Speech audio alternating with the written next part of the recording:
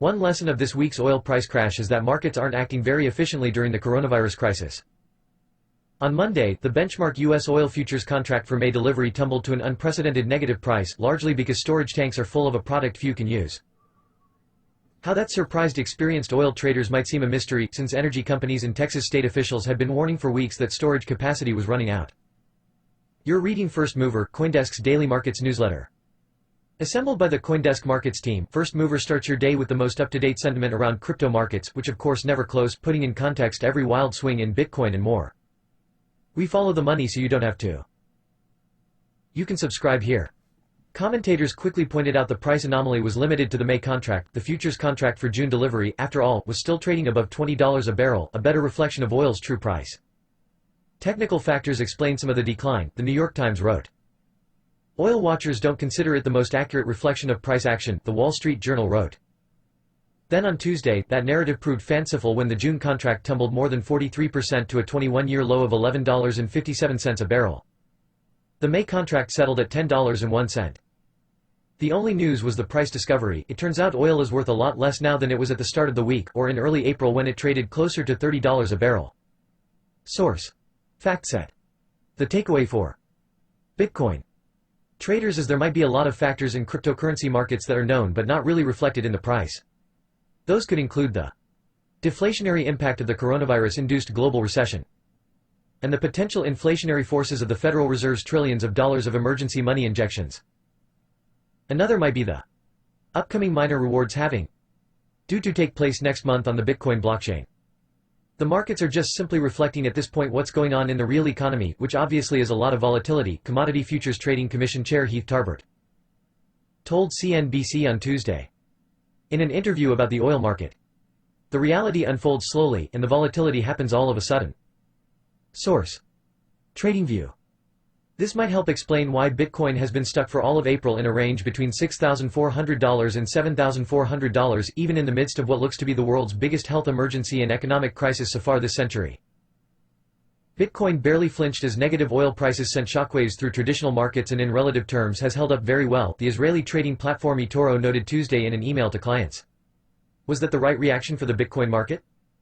There's so much traders don't know about the future course of the pandemic and of its ramifications for business, society and culture. But it's not even clear if markets have properly priced in what traders already know. Bitcoin is often touted by traders as a hedge against inflation. And many cryptocurrency investors assume the Fed's money injections will eventually spur faster price rises. But Deutsche Bank has predicted in recent reports that the U.S. unemployment rate will rise to a post-World War II record of 17%, putting downward pressure on wages. That's deflationary. For Bitcoin traders, squaring the countervailing forces adds to the frustration of trying to divine what sort of speculation the Bitcoin market is already reflecting. Is May's halving priced into the market, given that it was put on the schedule 11 years ago when the Bitcoin blockchain was launched? That debate has been raging for months. The oil price collapse this week shows how bad markets can be at reflecting what's already known until there's a hard reality check on supply and demand. That might mean Bitcoin traders won't know the price impact of the cryptocurrency's potential adoption as an inflation hedge until more mainstream investors actually start buying.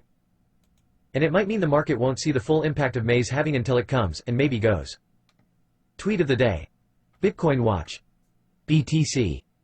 Price $6,960. BPI.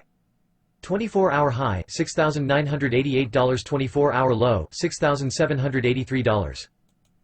Source: TradingView. Trend.